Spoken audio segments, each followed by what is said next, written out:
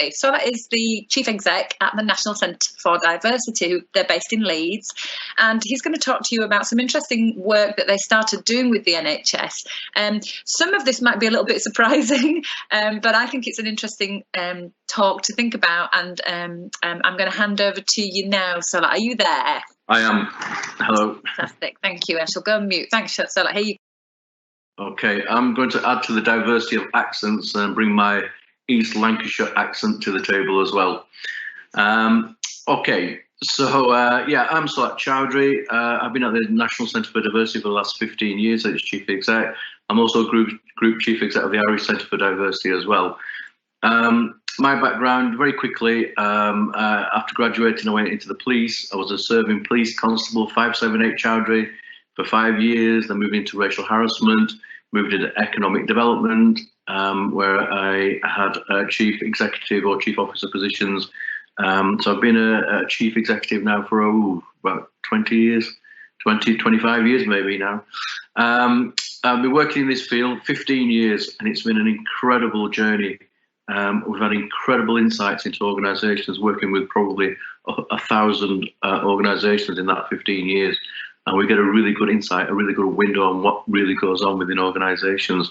And I was lucky enough last year to get a really good insight in terms of what goes on in terms of the NHS, particularly leadership teams, which I'm going to share with you this morning. So if you can move to the next slide, we'll just kind of get started. Okay, and the next one.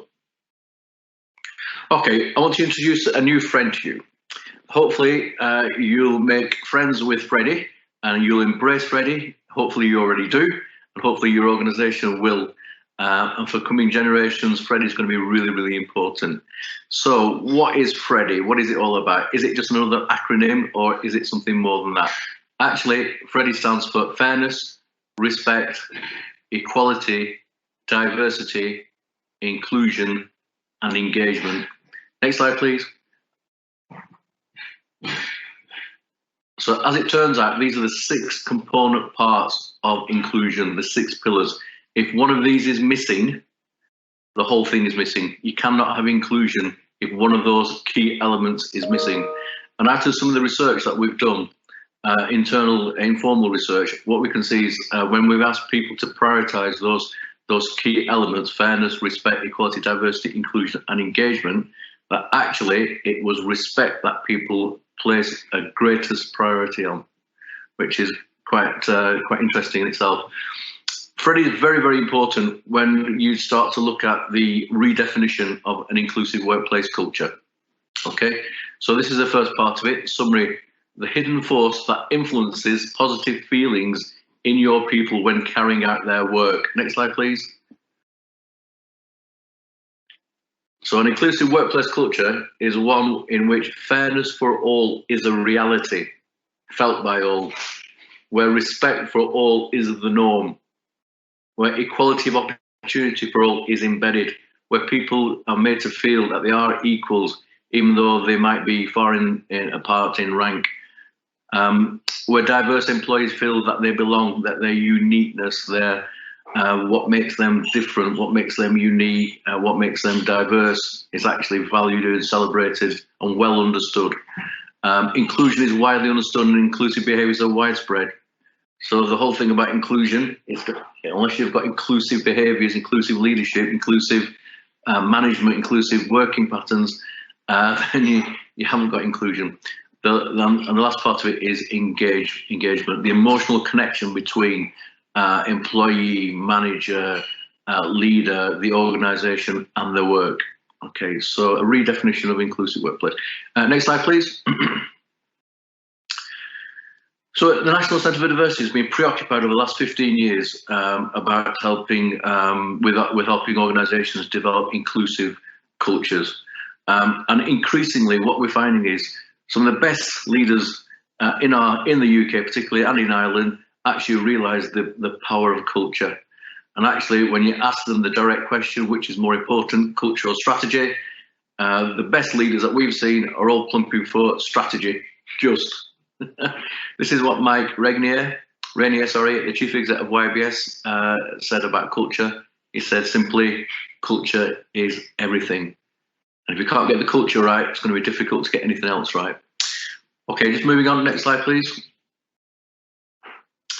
Right, so I mentioned at the outset that we did a project with NHS Employers, and though it was a great experience, I think there's one word that describes my feelings about the results and the overall project: disappointing.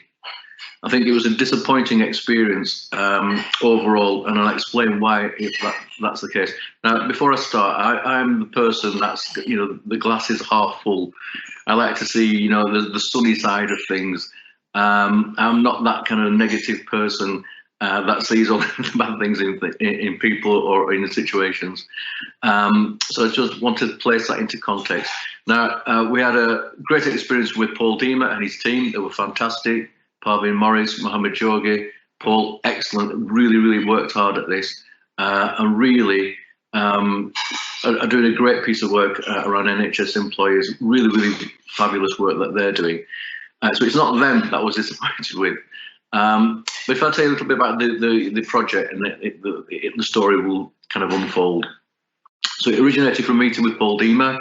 We spoke about the potential synergies from working together using the Investors in Diversity approach. So you might not have heard of the National Centre for Diversity, but you probably, hopefully, would have heard of Investors in Diversity and Leaders in Diversity. So it's that approach that we were going to take. We agreed to allow 30 trusts to use our EDI, Equality, Diversity, Inclusion Diagnostics at no charge.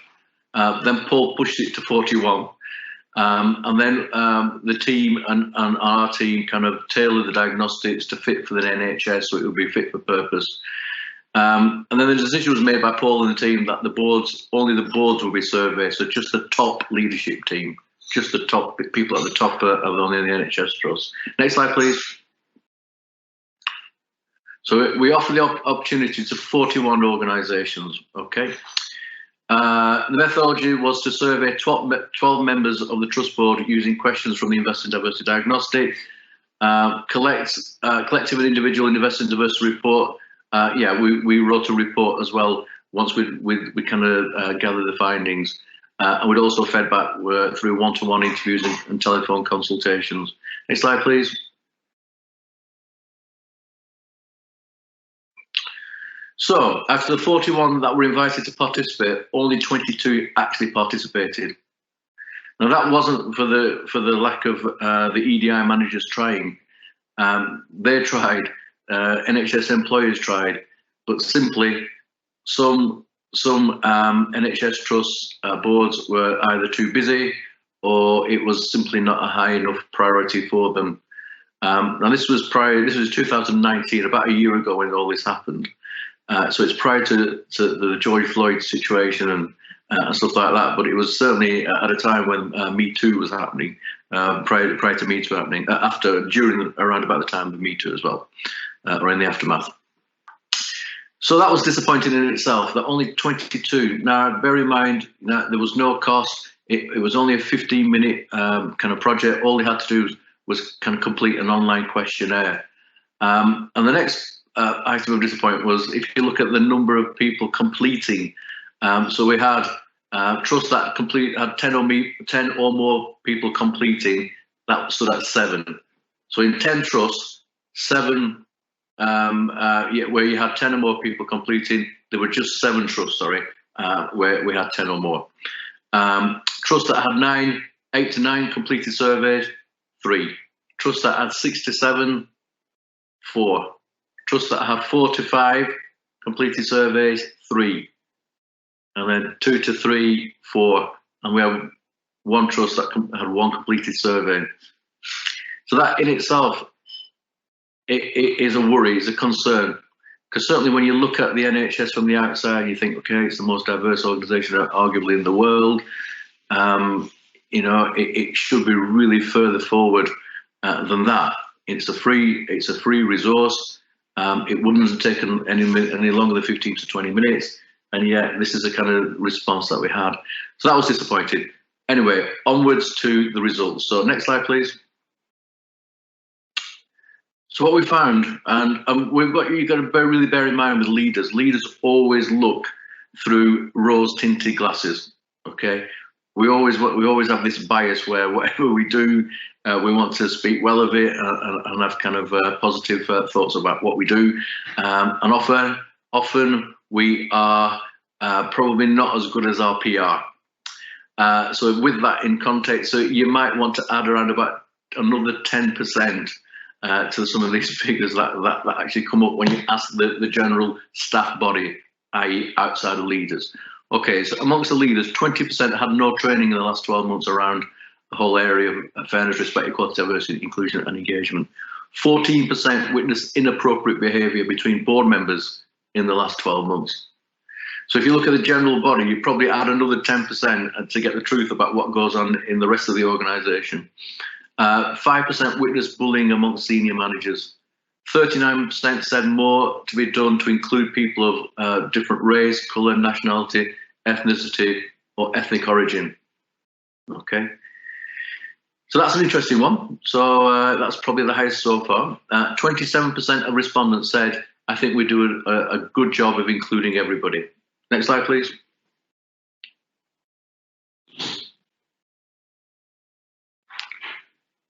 % have witnessed bullying and harassment between board members. 11% could not agree that their trust was good at preventing bullying and harassment. 12% could not agree that the trust was advancing equality of opportunity. Now that is interesting, because that's one of the things in the general duty as enshrined within the Equality Act that NHS trusts are charged to do. Okay, 17% said that they were not aware of how their trust was fostering good relations between people from different backgrounds. Again, this is a legal duty under the general duty. 66% of respondents felt that diversity was not appropriately reflected within the executive team. Okay, so moving on. Next slide, please. Yeah. So, I mean, that's one example. So the NHS is the whole. I mean, I've only got 15 minutes, and I've probably got less than that because of time constraints. So much to tell you, but so little time. But when you look at it from the outside, and we are from the outside, so we're not within the NHS. From the outside, you have quite a naive view of things, and actually, you think that the NHS should be much further on than it is. And then, of course, you hear speakers at this event and other people and the subsequent conversations and discussions that we had, and you realise actually the NHS has got a lot to do, an awful lot to do. And actually, when we look at stereotypes, there's one that we can perhaps bust here. Galliford Try Highways is a construction company. Okay, Galliford Try is a construction company. It's a FTSE Top 100 company. It has around about 5,500 people working within the organisation. Now, when we look at Galliford Try as a positive case study, you have to mention somebody called Duncan Elliott. Now, Duncan Elliott is an interesting character. When you speak to Duncan Elliott, he's a lad from Bolton, and he's got a broader accent than I've got, and he's a working class lad, and he's done well for himself. Now, he's a civil engineer by trade, and he got into the construction industry quite naturally because of his qualifications. And he kind of served his time and started going up the ranks. A few years ago, maybe about 5-6 years ago, Duncan was fairly cynical about. And by the way, Duncan Elliott is a managing director of the Highways Division, a very large and successful part of Galliford Try. And Duncan, about 5 or 6 years ago, was very sceptical about the whole thing about equality and diversity. As a white bloke, he didn't really get it. He didn't really understand it, and he didn't really want to understand it. And he quite, as he says himself, all over the place. I just thought it was a tick in the box. I just thought it was something that the funders wanted, and so we just played the game. And then he said he started to do investment in diversity with us, and he started speaking to the advisor, and he said it started to give him a real paradigm shift, and he really started to understand the power of diversity and inclusion and what it could do for his organisation. So Duncan started to change, and he's changed so much that Duncan now, if you speak to Duncan Elliott now, he will tell you he wants to change the sector. He wants to change the whole perception of the sector. He is a tremendously inclusive leader. He holds people to account. He has targets. He has metrics. He wants to diversify his organisation, his section of the organisation certainly, and he's holding people to account. He wants to diversify his supply chain. Now, as I said before, his section is a high-performing division, and he wholeheartedly believes in the power of inclusive leadership, because he knows that inclusive decision-making enables him to have half the number of meetings required to be able to make good decisions. So half the number of meetings to make good decisions, because he takes an inclusive decision-making approach where he takes people from different perspectives and he listens and takes note of the diversity around the table. Are we all right for time?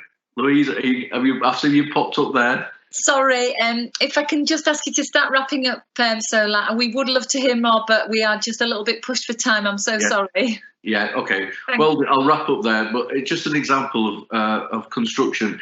And actually, they came number 11 in our top 100, the first organisation ever to get so high. So, trouncing the NHS Trust, absolutely trouncing them.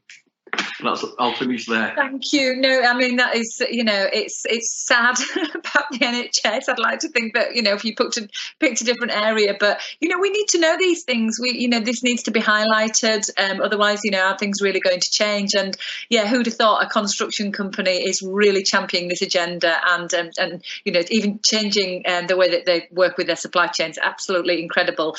We will look that guy up. So thank you, Solat. And of course, your details are on there if anybody wants any more information about how they can work with you and get some help.